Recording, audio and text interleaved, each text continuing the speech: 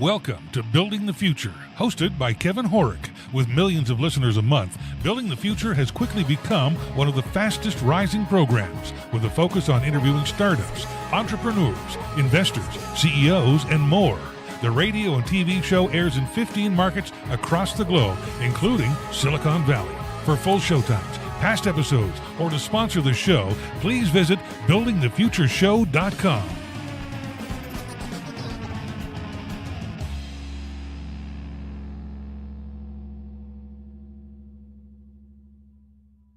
Welcome back to the show. Today we have Maleeka Hollaway. She helps individuals and companies grow their brand influence, awareness, and engagement. Maleeka, welcome to the show. So much, Kevin, for having me. This has been fun. Yeah, I'm excited to have you on the show. I think what we're going to get into today, a lot of people probably know they need to do it, don't know how to do it, and don't maybe necessarily realize the full importance of it. But maybe before we get into all that stuff, let's get to know you a little bit better and start off with where you grew up. Oh, absolutely. I am from a little small city in the South called Atlanta. Oh, pretty small, yeah. Sure, people maybe haven't heard of it. Georgia. Atlanta, Georgia. And it's so funny because every time, I meet people at events or, networking things, or sometimes just small gatherings and meetups, people go, "Where are you from?" And I'm like, "Oh, I'm here from Atlanta." Like, "Oh my gosh, you're a native?" Like, everybody here they're transplants. Like, it's really rare that we meet one of you and they're like, can I touch you? You're a native. So yeah, I am here from Atlanta. I'm definitely a Southern girl, been here pretty much all my life. But also being here gives me a lot of different perspectives because literally the whole world comes through Atlanta. So sure. That's where I'm from. And I get a lot of the way I move, with everything being fast paced. We're not like New York City where we never sleep. Sure. But we're like LA, where it's halfway relaxed, halfway work, always some type of play going on. That's awesome. No, I've only been to Atlanta once. I really liked it. It's cool. Well, what I found really cool about it is obviously when you go in the city, you feel like you're in a big city. But the second you get out of the city, you have these like lush trees and kind of like water. It's almost like you see in kind of the movies. Once you get out of the city, right? It's like this beautiful kind of the landscape, suburbs. right? Yeah, right. And then your house is literally right there, and you're just like, "Wow, this is really nice and peaceful," right? It was so quiet and peaceful. I don't know. After you sit through the traffic for about 2 or 3 hours. Exactly. As well. Exactly. So you know. So you went to university a few times. What did you take and why? Yeah. I said I've been in Atlanta all my life, and I've been in the South all my life because I was literally in Huntsville, Alabama for 10 years. Okay. Got an undergraduate degree from Alabama A&M University in English with a concentration in telecommunications or communications arts. Okay. And then as soon as I got that degree, I went on and enrolled in a master's program. Same university, but I got a master's degree in communication specialist with a concentration in business and public relations. And then, of course, right now, I'm in a doctoral program. So around this time next year, you'll be able to call me Dr. Hollaway. Congrats. That's awesome.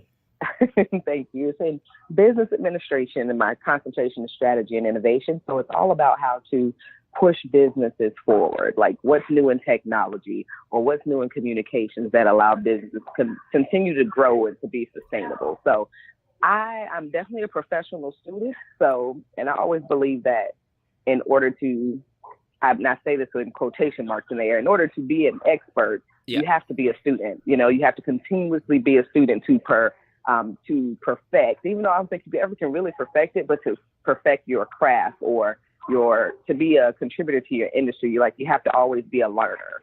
And so although when I finish this degree, I'm done, after I get doctor in front of my name, I'm done with that part of formal education, but I'm sure I will always probably, do some type of certification or, enroll in some type of program just to make sure I keep my skills sharpened. No, I think that's actually really good advice, right? Because you're right. You don't, well, obviously, education is important. How you get that, whether it's from traditional methods or online or a bit of both, can be up for debate. But I think the whole idea of continuous learning makes sense, right? Like you hear people sometimes always say they read a book a week or a few a month, that kind of thing. I think it can be what at least I think a lot of people would consider continuing your education. Is that fair to say? Yeah, absolutely. I read a lot of books as well. I write a lot of books for other people. Sure. So Nice. I'm, absorbing their information while I'm reading or writing. But one thing I found is that, people go, sometimes, you have to get out of student mode and get into learning or get into implementing some things. Right. And I'm like, well, why can't you do both at the same time? Yeah, interesting. Why can't you be learning and implementing and tweaking and, using the information that you have? Because we all know that when you're in school, whether it's grade school, college, university, professional, continuing education, the things a lot of times that you learn in school, when you get out and you try to implement them in that way, it doesn't work. Sure. Yeah. Fair enough. So, you have to find your own way. And so I think that in continuing to learn and also tweak kind of what you know and what you do to fit, I think you kind of just set yourself up for success in that way.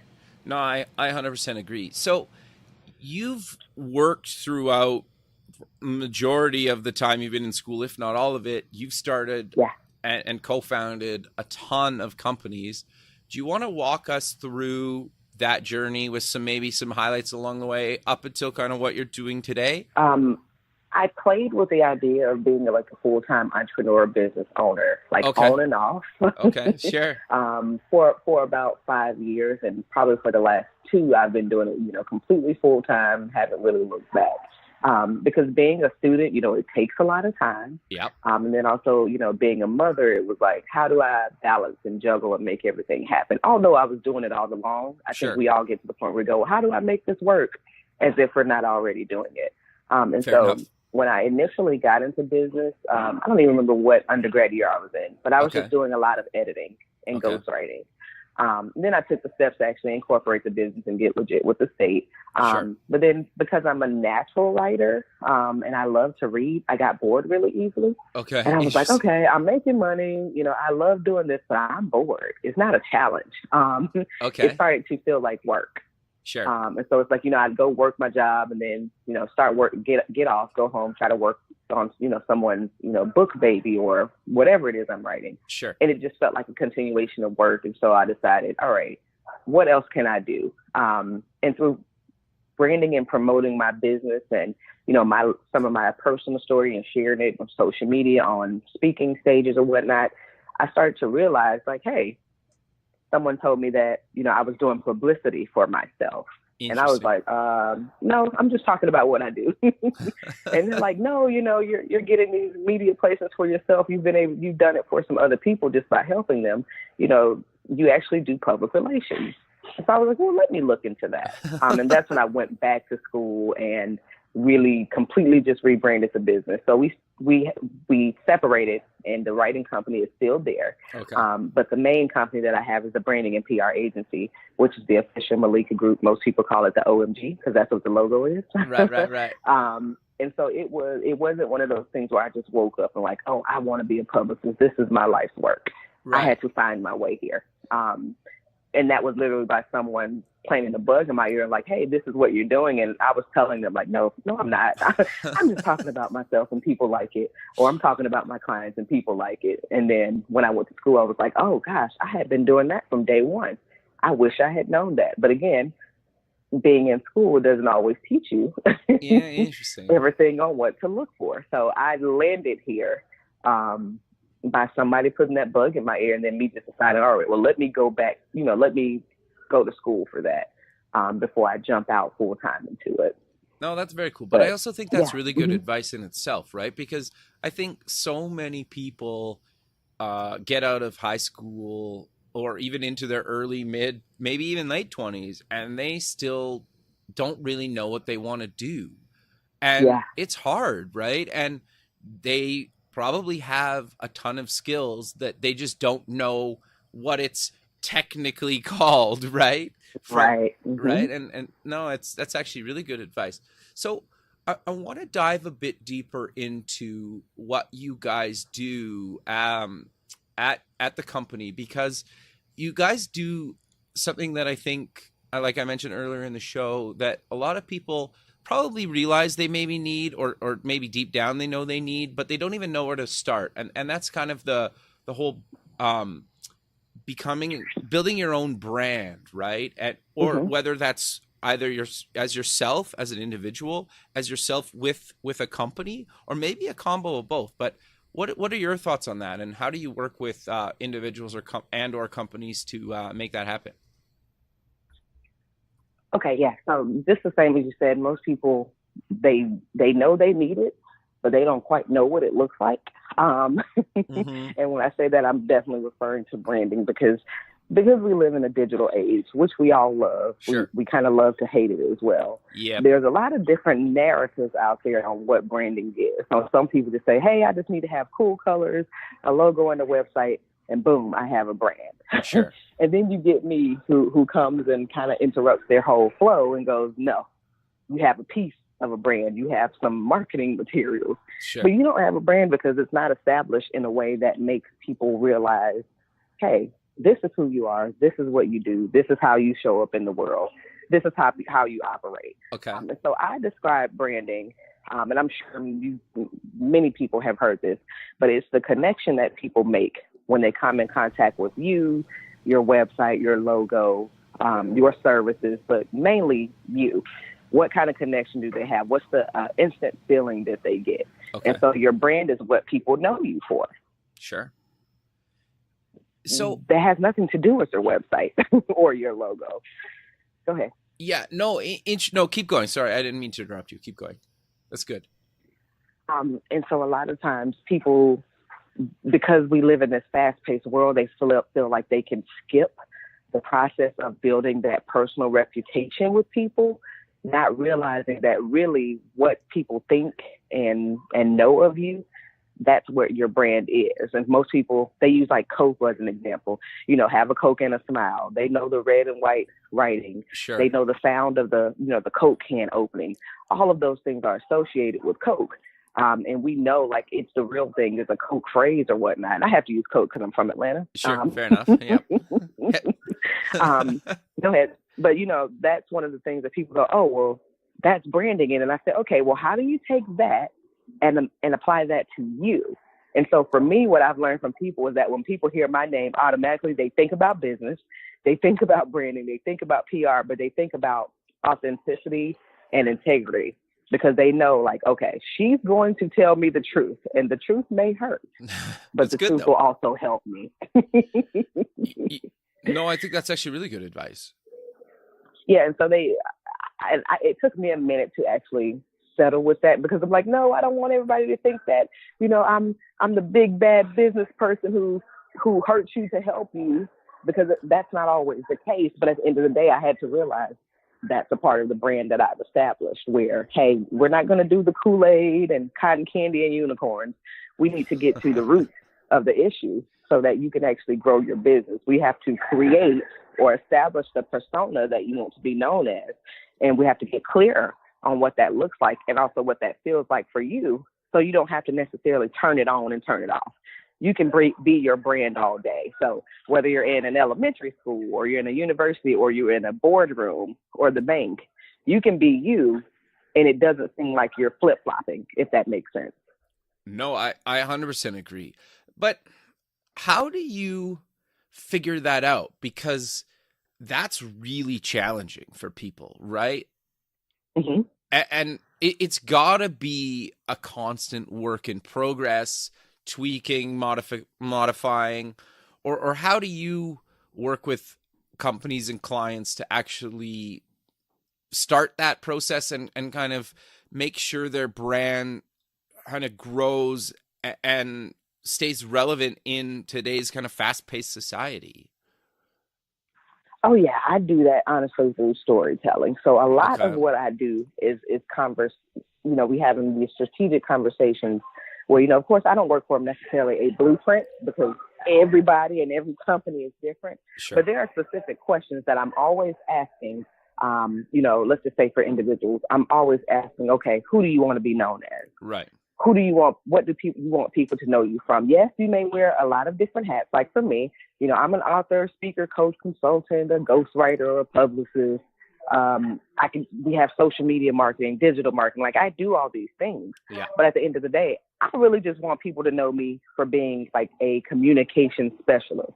Okay. And that may look like branding over here. That may look like PR over here. That may be copywriting over there.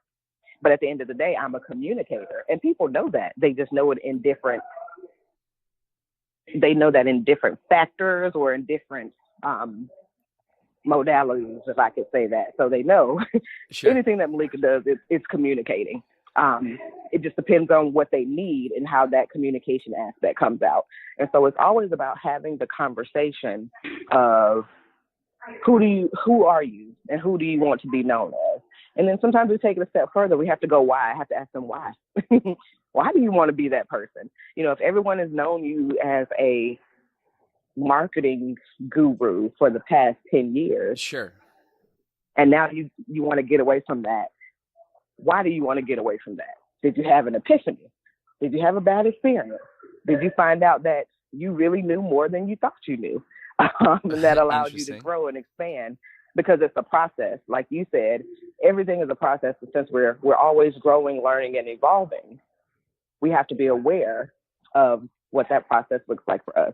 So I do that through a lot of conversations, a lot of asking questions that make people go, I don't really know how to answer that right now. I have to think about that. And I'm like, no, that's good, because that means that that's something you never thought about. And I didn't mention it before, but what made me go back into a full-time entrepreneurship, the last job I had is I worked at a university in career development. Okay. And so I worked with anyone from freshmen all the way to the grad.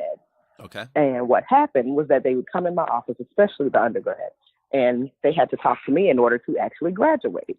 Right. Makes sense. Okay. And so I was the one that had to check the box in order for them to get their degree. Okay. And a lot of times I found that they were working towards these degrees and they weren't passionate about it. It was like, oh, well, my mom told me to be an engineer.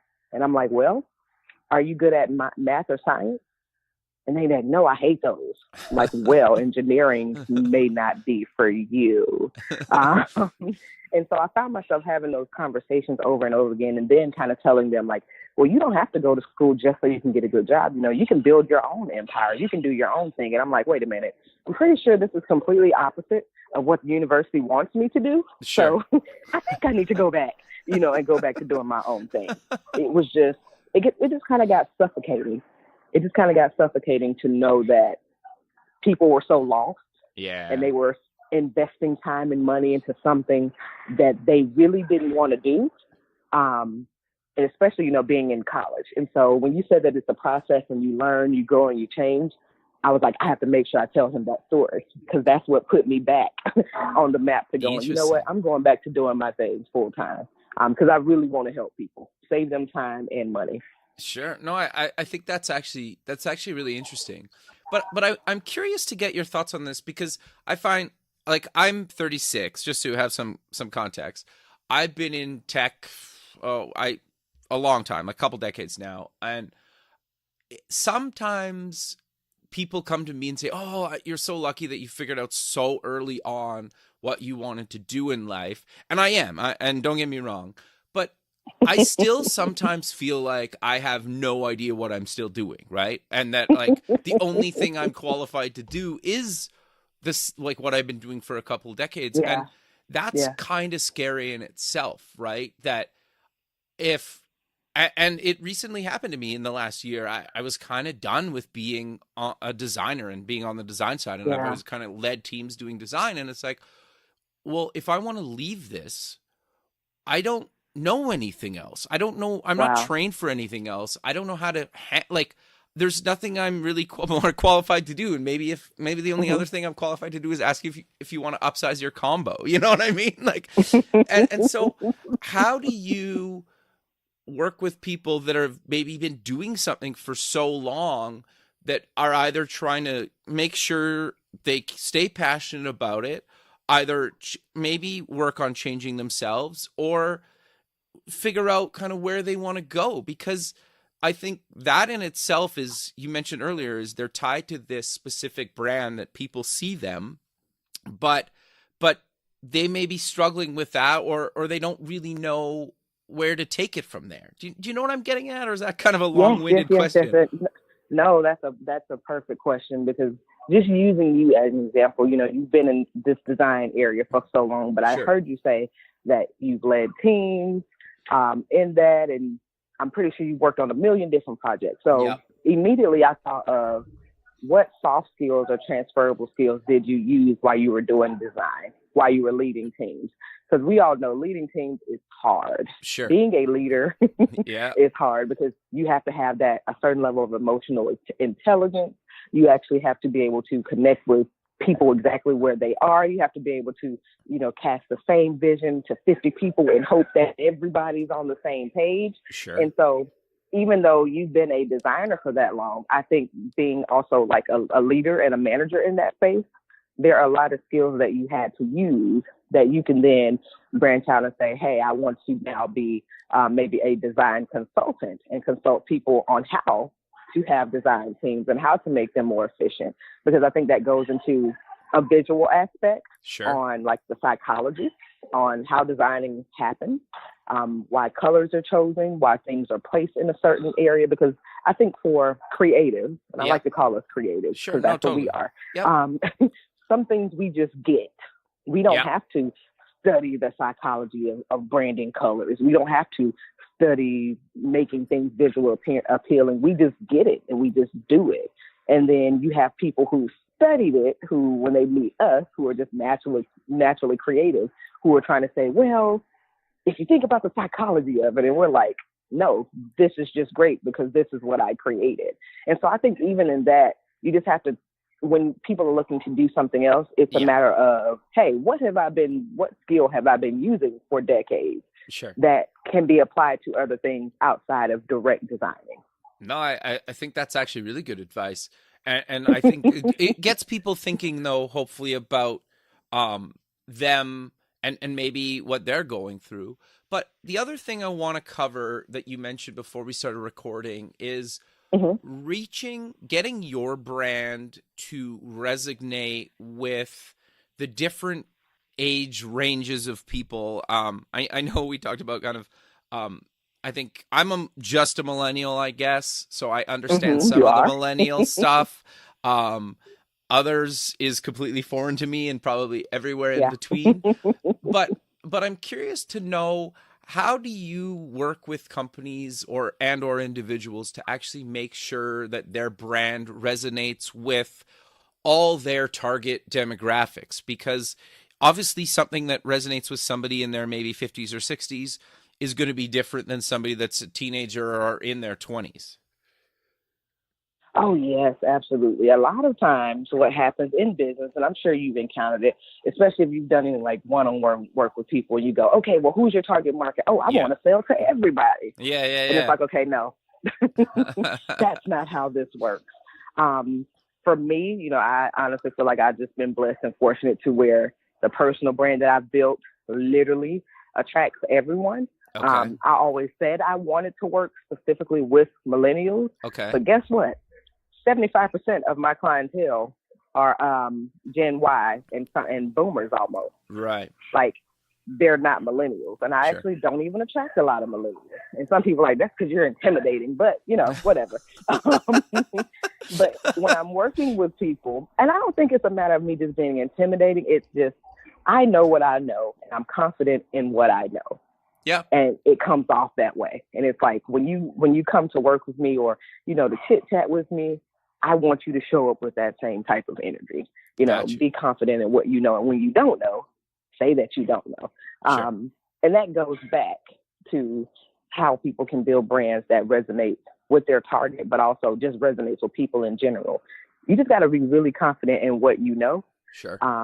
And the way millennials absorb information is completely different than how, a baby boomer, like my grandmother, absorbs information. Of course, they use technology now because they have to, but they're more, hey, let's sit down and have a phone call. And millennials are like, no, just send that in a text message or email. So when it comes to reaching your target audience, you have to know like where they are. I believe across the board, everybody is on their phones these days, Sure. period. Yep. And so it's how do you condense your information that you want to share in a way that people can quickly consume it without being overwhelmed, with clearly getting your message, with clearly knowing how to reach out to you, who you are, those types of things. Sure. But I think in order to do that, again, I have to say it goes back to that clarity aspect and knowing who you are, who you want to serve, and how you want to serve them, whether it's by selling, your body butters, if it's, designing a website for them or designing marketing collateral, if it's ghostwriting and writing speeches for people. You have to know who you actually want to do that for. So you may say, I just want to work with politicians. I want to do, political marketing or whatever. Then 9 times out of 10, you're not really trying to talk to a lot of millennials. Sure. You probably want to talk to more established people who've been doing it for, people that are already engulfed in that culture, if you really want to get yourself ahead. Or you can say, I want to work with up and coming politicians. Okay. So then your target may be millennials. And then it's, okay, I got to make sure I can communicate with them. I have to see what the climate is. And you always have to know what's going on in the industry. And so I think that goes back to knowing your audience, goes back to researching. And really, I don't even want to say researching the way that I would for my doctoral degree, where I'm trying to absorb all this information. Sometimes it's as simple as watching the news or reading the Wall Street Journal just to see, okay, what's going on the stock market, or what's going on in the, in Washington, D.C., and only paying attention sometimes to those things. Because you get a lot of information, honestly, just by swiping on social media sometimes. Everything you need is kind of at your fingertips. And so if you want to know how to properly position yourself to reach those audiences, you have to know where they are and what type of information they like to consume. Case in point, a lot of clients that come to me, for PR, they're like, I want to, get mentioned in Forbes, and I want to be on the New York Times. And they have, of course, these big hopes, dreams, and aspirations. And I ask, but what will that actually do for you? Do the clients that you serve, do they even read the Wall Street Journal, or do they even read the New York Times? Why do you want that credibility? They're like, well, automatically people will see me as an expert. But if your target audience does not read those things, it does nothing for you.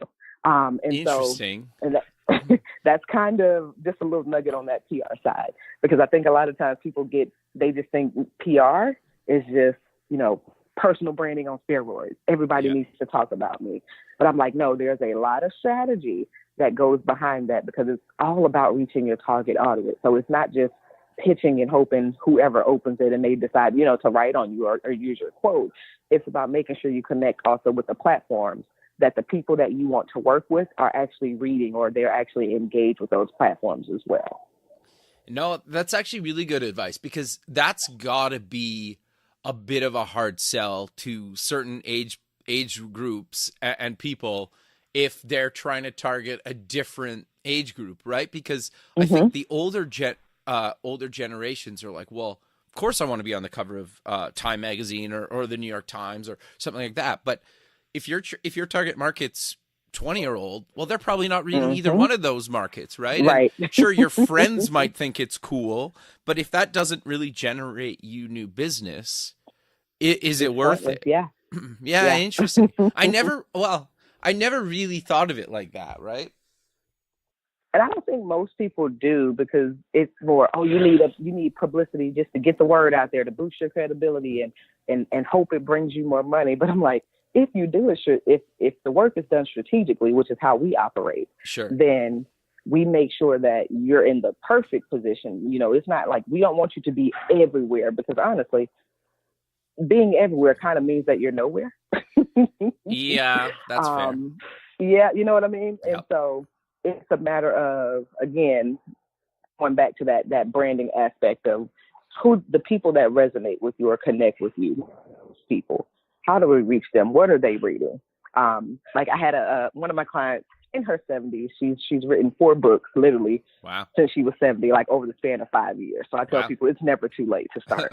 But I was telling them, why would I then possibly pitch her books about, kind of, well, some of them are like really spicy novels, but like her autobiography about her life. Why would I pitch that to Cosmo? She's a 70-year-old great grandmother, African American woman. We're not, very spiritual. Why would I then pitch her to Cosmo? Right. Yeah, fair enough. Completely different audience, completely different readership. Do I want to pitch her just to say, oh, she's been in Cosmo? To her audience or her demographics, they'll be like, what? That doesn't even make sense. You know, we'd have to really spin that angle to make it work. Sure. But it doesn't work. But I would, you know, maybe pitch her to a HuffPost as saying, you know, it's never too late to start. Meet the author who's written 5 books, you know, at the age of 70, you know, that type of thing. You know, she started writing when she was like 69. And most people think, oh, if by the time I hit 50, it's too late. If I haven't done it, it's too late. I'm old now. And I'm like, no, it's never too late. It's never too late to kind of reinvent yourself. And if you wake up tomorrow and decide, hey, I don't want to be this Maleeka anymore. I don't want to do branding and PR. I want to do something else. Honestly, it'll be really easy for me to switch. Sure. No, fair enough. because I know what skills I have that I can do anything with. And then I also know how to start over from scratch. I'm really good at that. Like I can make something out of nothing. And I think most people can. They just don't trust themselves to do so. Yeah. In a lot of cases, it's a confidence thing, right? I feel, and it sounds like you would agree with this, that even people on the show, and I've tried to talk about this before, is even people that have been extremely successful still feel the anxiety of failure, and they still fail all the time. And failure doesn't have to be such a negative thing. It can be little failures every day, right? That it's how many times you just keep going at it and figuring it out and trying new things. And it sounds really kind of stupid, but until you actually go through it a few times and just kind of trust the process and just go for it one day, you don't really understand what it truly kind of means. Do you agree with that, or what are your thoughts around that? I agree 100% with that. One thing I always tell myself, I actually may need to just tell this more often to my clients and other people, is I never say that I lose. I'm like, I'm not a loser. I'm a winner. Sure. Either it's never a loss. It's always a lesson. Sure. And some people, I say you can either look at it as a loss or you can look at it as a lesson. For me, I look at everything as a learning opportunity. Sure. Business is like a circle or a cycle or a pattern or a process of literally testing and tweaking over and over again.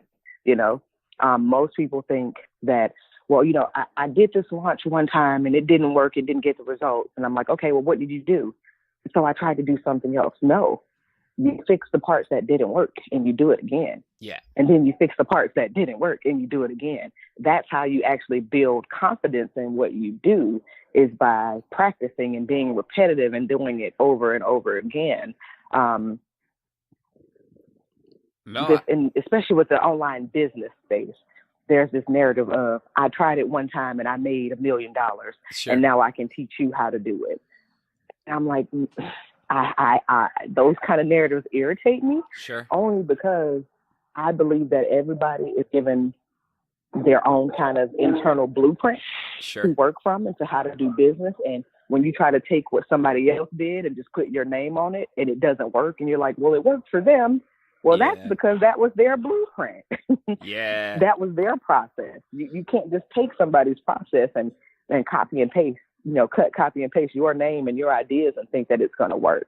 You have to go through your own process. And that's where you build like that grit, the hustle, the tenacity, the confidence that you need to be able to be flexible as a person, but also in business, to where you're like, okay, well, that didn't work this time. Let me fix some things. Let me try it again until it does work.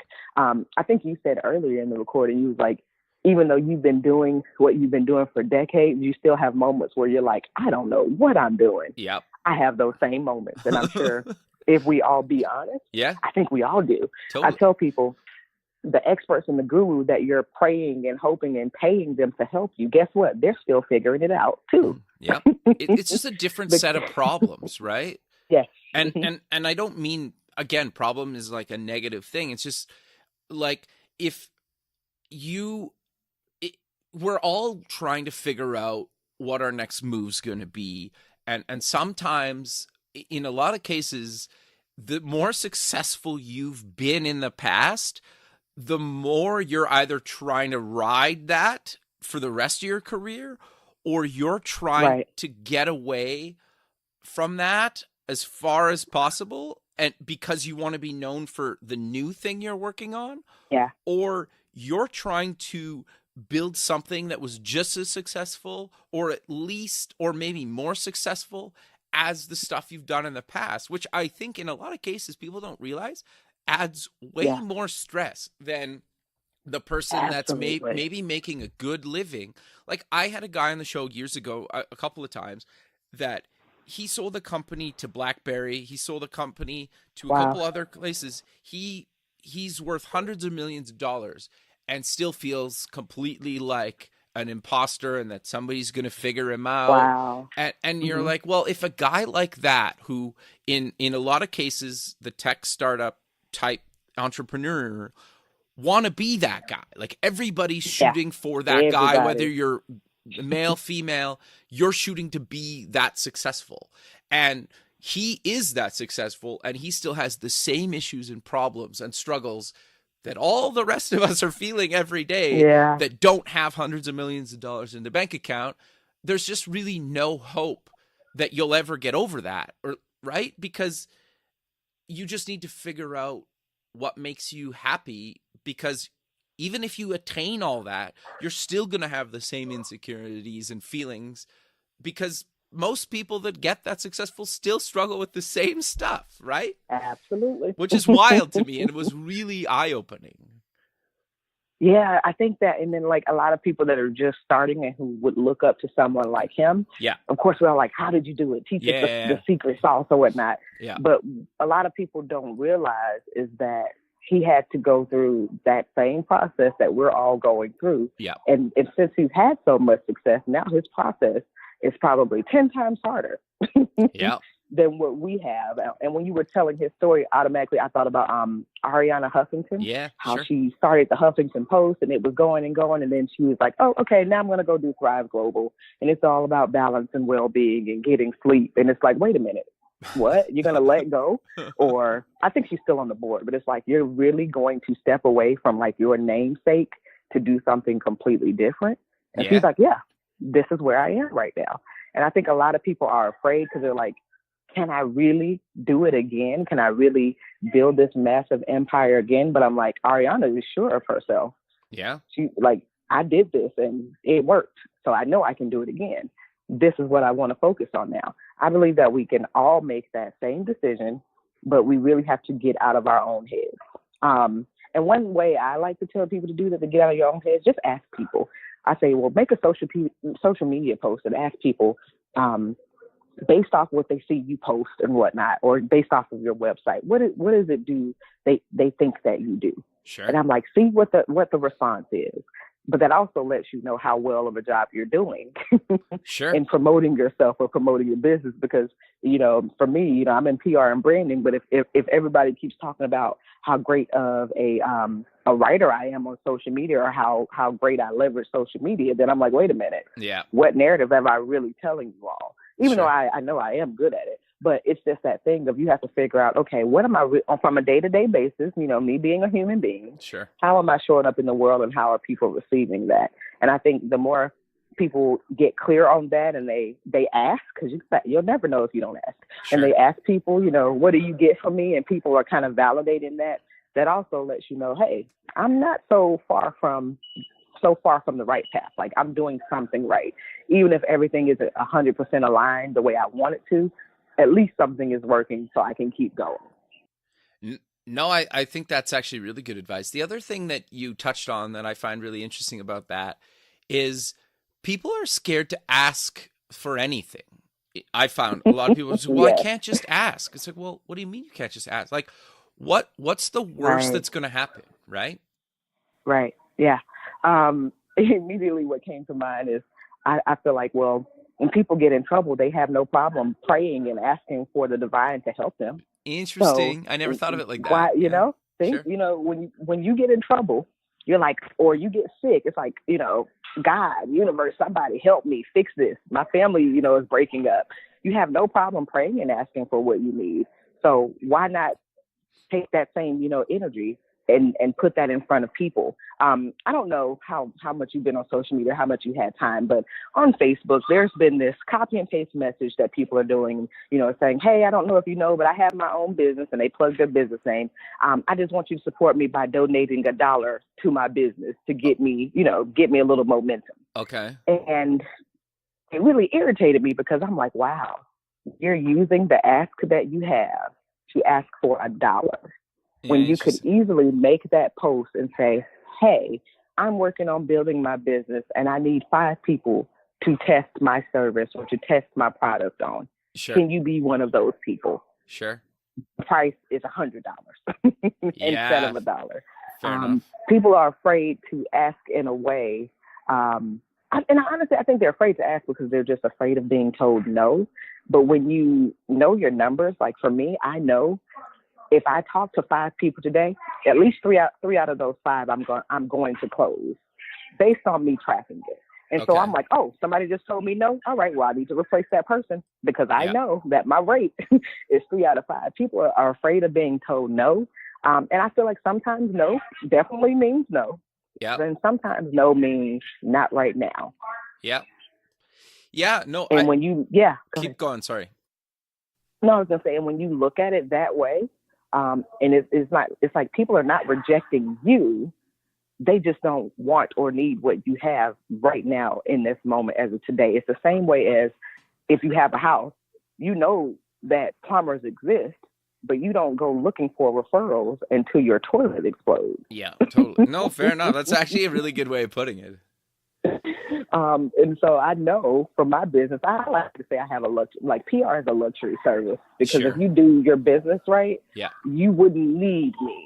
Of course, I have skills that you do need and that I would love to share with everyone. But at the end of the day, if you have all the pieces 100% aligned, which is really hard to do, you don't need a publicist because the work that you do, your clients, your results will speak for you to make people come to you.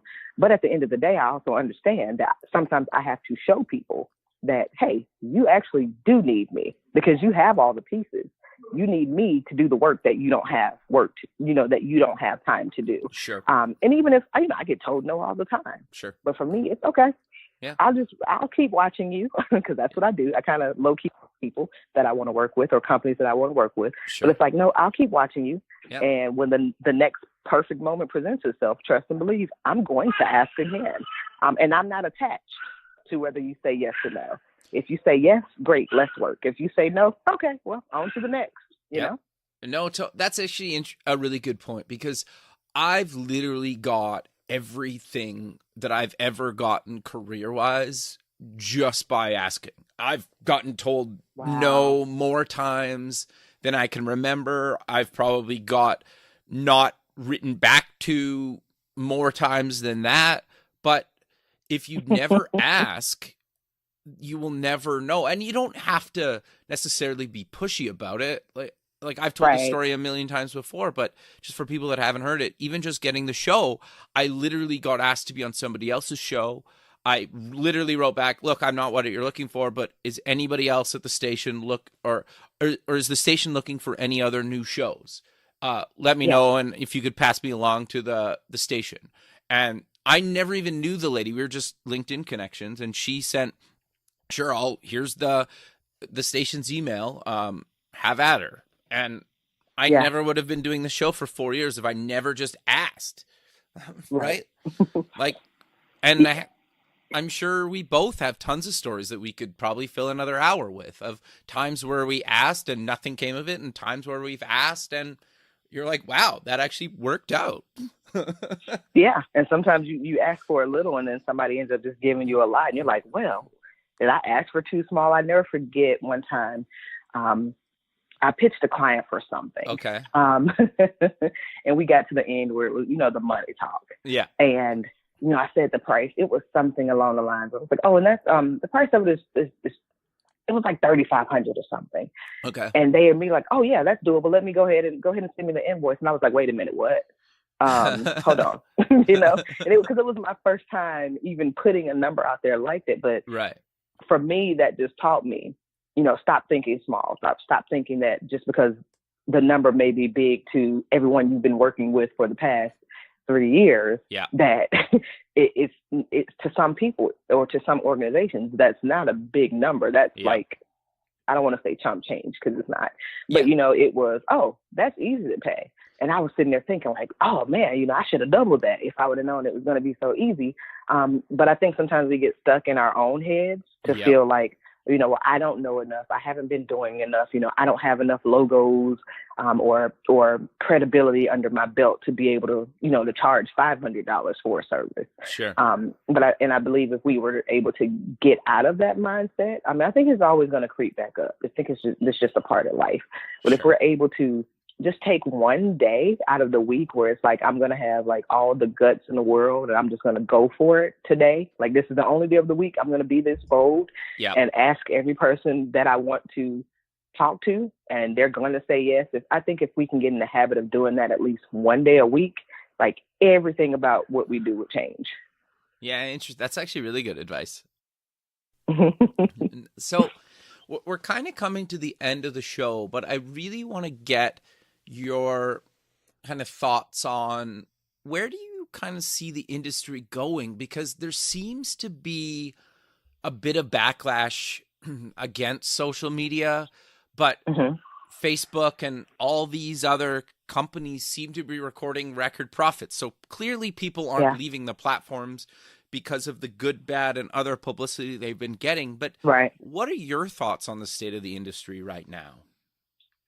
I would say on social media as a whole, and these days a lot of part of PR and branding has to do with social media. I think that what's happening is it's not necessarily that people are going away from it; they're just changing the way in which they use it. Okay. Because at first it was more about personal connections and keeping in contact with family, friends, following up with people that you probably went to school with in high school. But now it's becoming more of a business-driven platform. That's why these companies are making money, and people are starting to pay attention to that. Okay. I don't think social media is going away anytime soon. I just think the way in which we're continuing to use it will change. I think it will become more business-driven over time. But I also think that because everything is so business-driven, it leaves room for some kid in his dorm room to invent the new type of Facebook that's only about personal connection. Interesting. For the people that only want that. I don't know who said it. It's some big known celebrity in the tech space or something.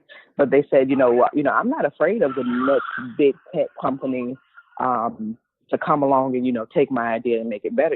I'm afraid of that kid that's sitting in his bed on his dorm room that's about to invent the next big thing that's going to wipe me out. Yeah, fair enough. Because that's what happened. So I think that what happens is kind of, since we all have that feel like, oh no, I just want social media just to be social again. I don't really want to do it for business, or I don't want to see all these sponsored ads all the time. I think something will come along to satisfy that group of people. Sure. But for us, who are like, this is an amazing business tool, it is an amazing exposure tool, it's a way to make money and extend my reach, I think we'll just keep using it in that way, and they'll keep creating opportunities for us as well as, the companies to capitalize, off of that. Yeah, no, I agree with you. It's interesting, right? Because I think it's such a different mindset, right? And posting to the different channels is you really need to tweak your content and change it quite a bit. Obviously, you can't post a really long piece on Twitter, right? Right. So obviously, you need to change the same content. But it's interesting, and just getting your head around the platforms that work really well for you and have your target audience, and then quitting the platforms that don't work and don't have your target audience. I think some people even struggle with that. Everybody's like, just post to everywhere. It's like, well, yeah, it's so tricky, right? That's my experience anyway with it. Yeah. Yeah. For me, like, I think I've always just spent more time on Facebook because, I don't know, more engagement. Okay. But for the past year, I've started paying more attention to LinkedIn. Okay. And the way I deliver the message. So with Facebook, it's a little bit more clever and kind of less formal. But on LinkedIn, I sometimes deliver the same message, but I just change the wording, Sure. and I still get a great response. Sure. Like my connections shot up last year. That's good. And I was like, gosh, what just happened? But I was never tapped into the platform because, the narrative was like, oh, LinkedIn is just for business executives. And I'm like, that's not true, because I'm sure there are not 8 billion business executives. There has to be somebody else using that platform. Sure.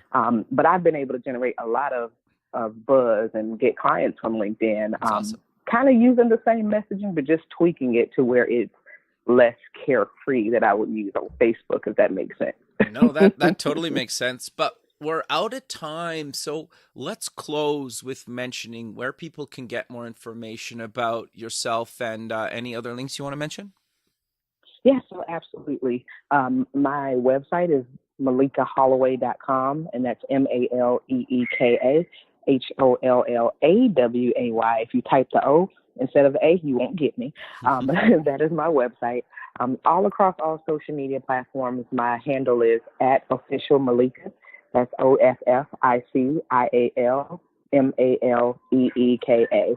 And literally anything that I'm doing, anything that my clients are doing, any new initiatives that we have going on right now, you will be able to find them. I like to tell people, just Google me and you'll be able to find me.